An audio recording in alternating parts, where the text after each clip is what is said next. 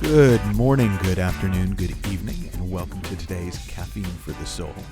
And today I want to talk about what's your highest goal. And this is an idea that I write about in my new book, Creating the Impossible. But I originally blogged about it earlier this year. So I'd been going to, I was driving my daughter Maisie to school, and she asked me, she said, "Dad, if you had $1 for every time you overthought things, how rich would you be?" And, I kind of thought that was pretty good because I'd be really rich.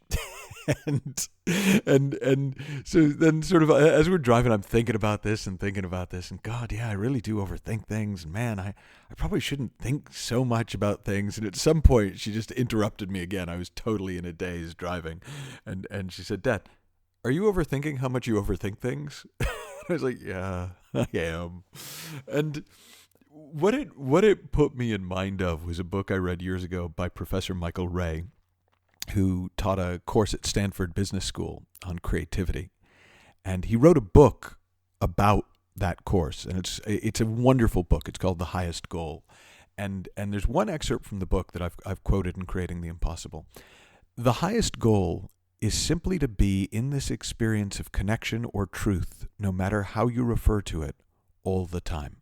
And he's referring to the experience of connection or truth with whatever the highest and best inside us is. That remains a goal, of course, because this is something you spend a lifetime working toward rather than attaining. But your commitment motivates, inspires, and guides your journey, and gives you more and more time in this state of connection.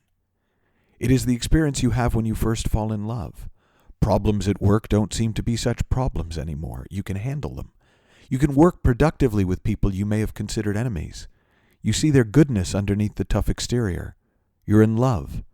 Everything looks, feels, is different. This kind of resonance is catalytic. Similar to a chemical catalyst which causes reactions without being diminished, it is endlessly generative. Once you realize that it has been there for you a number of times in your life, you begin to see the enormity of it. You see that you are operating in a world in which you can draw on grace.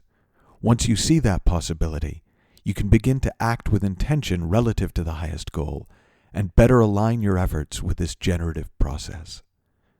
Now, when I first read that, it sounded gorgeous and I didn't really know what he was talking about. And when I reread it after my conversation with Maisie, I really got that in fact, without knowing it, that has been my highest goal. I tend to talk about it as to live in and from the deeper mind.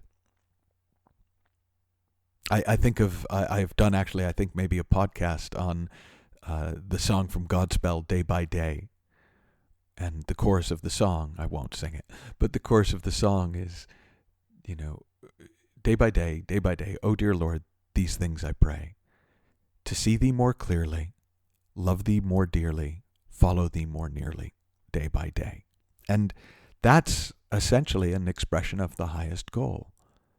To see thee more clearly, to be more in touch, more aware of, more in tune with this deeper mind, this higher self, this universal mind, or God mind, or divine mind. To love it more dearly, to hold it more closely to our hearts, to appreciate it for what it is, and to follow it more nearly, to be guided by it, to live a guided life. And what I've found over the years is that when people make this their highest goal, and for some people it sounds religious when they talk. It may be religious when they talk about it, and they'll talk about God first, then family, then work, or however they word it. But it's simply recognizing that when we make the priority, when we make our highest goal, this connection with our highest self, the implications throughout our lives are phenomenal. They're catalytic, as Michael Ray writes. It changes things. And it's the essence of what I do as a transformative coach, what I train our coaches to do at Super Coach Academy. We point people towards a deeper part of themselves, the infinite creative potential. And that potential flows through us, and it lets us bring fresh eyes to our challenges. It lets us see anew. And often when people first start to experience it, they don't know what it is. They just feel like, I don't know, I'm just more alive, I'm more peaceful, I'm more creative. And you know, to credit it to some kind of an invisible spiritual energy seems a little bit esoteric. So, you know, they think in terms of, Tony Robbins' book titles. I want to awaken the giant within. I want to live with unlimited power. But at some point, we see that it's not personal, this highest goal. It's not about us, the person. It's about us, the human being. It's about the universal in us. It's what George Bernard Shaw talked about as the true joy in life, to be used for a purpose recognized by ourselves as a mighty one. Or what the choreographer Twyla Tharp said when she said, I work for God, me and God. And that, in less religious language, is my highest goal, to be a more perfect expression of this divine mind, to work in harmony with the highest and best I have inside me, to live in and from the deeper mind, to bask in the glow of spirit and act as a beacon of light in the world. I wrote about it in the book. And in all honesty, I also say in the book that I'm terrible at it because I overthink everything and I try too hard and I get discouraged and I get downhearted. But then I find my feet and my mind clears and something new comes to mind.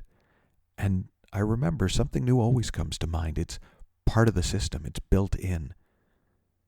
And when I remember that, I feel hope and I have fun and I move forward and I create. And for me, the simplest expression of this highest goal that I've found is self-intimacy. And that's self-intimacy with a capital S for the impersonal self. And that feeling to me of being connected up with that capital S self, with my true self, my true identity, the I that is we, is for me the most intimate, beautiful feeling in the world.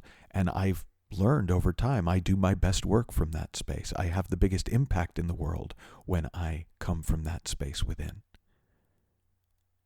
And so that's your sort of thought experiment for today. It's just to think about, well, what's your highest goal? How would you express that? What's your resonance with that?